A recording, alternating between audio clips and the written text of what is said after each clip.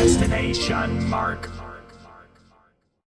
Hey guys, how's it going? Marcelo here. In the last few character analysis videos, I've covered a hero and a villain. It's only right, I feel, to now move on to someone who's more neutral. And of the select few neutral characters we have in the series, no one is nearly as interesting as the one and only Fake Crash. Sometimes called an imposter, sometimes called a bootleg, sometimes referred to as an experiment gone wrong, Fake Crash was simultaneously shrouded in mystery and an equally popular character right beside the real Crash. It just depended on which region you grew up in. And nowadays, the old doppelganger is a very well recognized icon in his own right, making sure his name is out there and people don't forget his face. How can a wacky imitation of the main protagonist be both well-known and hardly known? How can he be featured in so many games but have such a little role and yet still have such a strong impact and become a fan favorite? And why is it that he takes both the good and evil side in various spin-offs? Let's take a look at everyone's favorite adorkable clone and find out. This is the analysis of Fake Crash.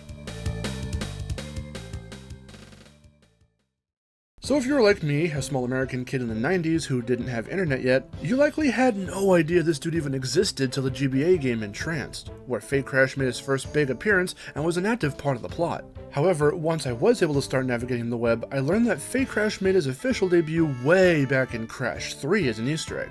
Once you 105% at the game, you can travel back through levels like Toad Village and Making Waves, and Hogride in the PAL version, and find him standing off to the side, doing his own wacky version of the Crash dance.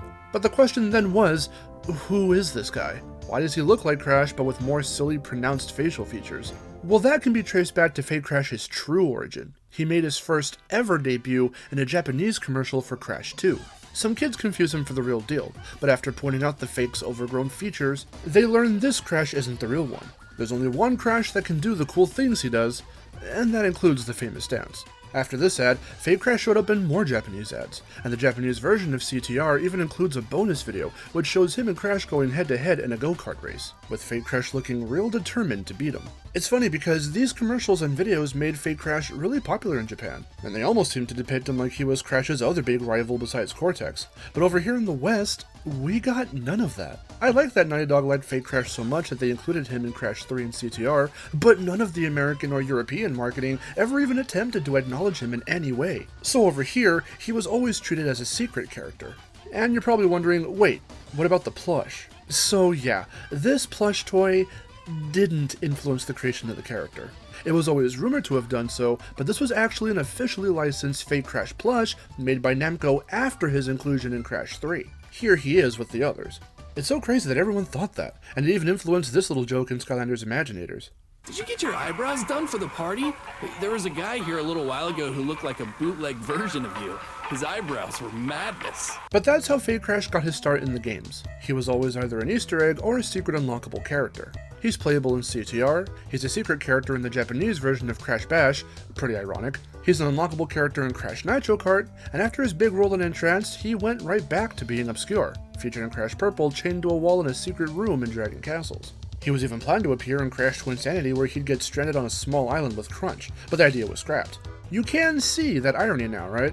Fake Crash has been in so many games, but is only ever playable in the spin-offs, and is usually only depicted in other single-player games as a secret reference. How has this guy had this much staying power? Why does he continue to get included in these games? What's the deal with all this? Well, funny enough, the answer lies in both the past and current depictions of the character. Before we get there, let's go over all this. Fake Crash is through and through an imitation. He resembles Crash, but has huge bushy eyebrows, a bigger nose, and giant buck teeth. He otherwise looks the exact same as Crash, except some games like C&K and Crash on the Run individualize him a bit more with green pants. His voice also sounds nothing like the real Crash's, sounding more like a hillbilly, further portraying his goofiness. His design was largely untouched when the series came back with the post-hiatus games. Just like before, his model is always just Crash's with the appropriate tweaks. And that was interesting, seeing Fake Crash as the antagonist in Thumpin' Wumpa Islands. Again, it lends to the character's staying power, but what Imaginators does with Fake Crash that's awesome is give him just one extra little layer to his personality, which can technically be traced back to the first Japanese ad he appeared in. Fake Crash's dancing is terrible, and this is the first time in-game that it's acknowledged. It was always a twisted copy of Crash's dance, and on the day of the synchronization celebration, he just happens to show up and use Cortex's Matrix Chamber to try and be part of the festivities, only for his awful moves to create bad vibes that reverberate throughout the islands. It's small, but reinforces that, no matter what, Fake Crash is the clone. He's the weird one. He screws things up, and no one likes him. This is important because Fake Crash comes back into the series proper with Insane and CTR Nitrofield, and one of these games busts the door wide open on who Fake Crash really is and what he wants.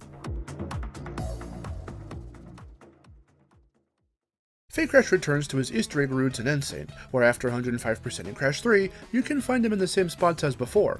But not only that, he can now be found in various levels throughout Crash 1 and 2 if you 100% those games as well.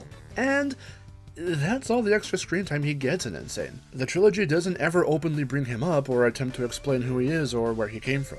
It wouldn't be until Nitrofield where we'd learn the truth. And it's not even all that hidden. Fake Crash once again returns in this game as a secret character, unlocked with the same method as before, but Beanox decided to add a few more layers to the character this time around. Again, they're small, but they say a lot about who he is. But first, we have to revisit something. Let's go back real quick to that old bonus video from the original Japanese CTR, because even though I said Fake Crash looked determined to beat the real Crash in that race, I didn't reveal why. There are multiple flashbacks and daydreams in this video, and the first one reveals Fake Crash is envious of Crash's publicity. He's jealous of how popular he is. Fake Crash wants to beat the real Crash so he can be seen as the real Crash. All he wants is the same popularity. In his daydream, Fake Crash sees himself cheering up sick kids at a hospital, and in another flashback, we see him training for this moment. The dude is not messing around. Fast forward back to the remastered CTR, and when you win as Fake Crash, sometimes you'll hear him say these lines. I thought it was impossible. You really like me.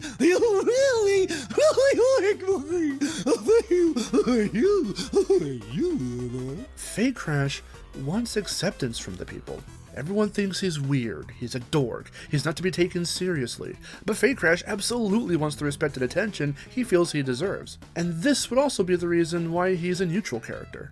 In the original CTR, the mask that would guard Fake Crash if you got invincibility as him was Uka Uka, but in C and K he's protected by Aku, and despite being unlocked by consecutively boosting 50 times in adventure mode with a member of Team Cortex, he's shown specifically to be on Team Bandicoot. He helps Crash take out Entrance, and it's revealed he's the one who took the picture of the heroes surrounding the defeated Entropy, but in Imaginators, he's the boss of Thumpawumpa Islands. And he's one of the many bosses you have to defeat in Crash on the Run. Crash Carnival is the only game where Fake Crash's allegiance is truly neutral. I think there can be a reason and an interpretation for this. The reason could be that the various devs that kept including Fake Crash just wanted to keep up that mysticism surrounding him. But in the post-hiatus stuff, the interpretation can now be considered that Fake Crash just kind of bumbles himself into silly, precarious situations, and the results can be either good or bad. The second Grand Prix in Nitrofield, back in time, sees Fake Crash messing with Entropy's staff and going back to the Jurassic period, screwing things up and turning the Bandicoot heroes into babies and giving the dinos and ancient caveman Bandicoots a fake makeover. And again, the only reason why the bad vibes were spreading throughout the Thumpawumpa Islands was because Fake Crash took over the Matrix Chamber and wanted to show off his dance moves. He never really means any harm, but there are times where he will intentionally team up with either the heroes or the villains. And all the while, he wants to prove that he's a Bandicoot worthy of the same praise as the real Crash. And there you have it. On the surface, Fake Crash was always very mysterious, but also very well known. He's been loved by many, but also despised by many. He always tries to copy Crash, but wants his own individuality as well. And Nitrofield really did do an amazing job at shedding some light onto his personality and his wants and desires. This is what he considers dashing. Need I say more? Hell, even the way he was announced for Crash on the Run was made into a spectacle. He did a Twitter takeover of the official On the Run account, speaking in character, renaming the account to CrashBandicoot on the Run. All the posts had poor grammar. I love stuff like that. Also, his theme is a certified banger.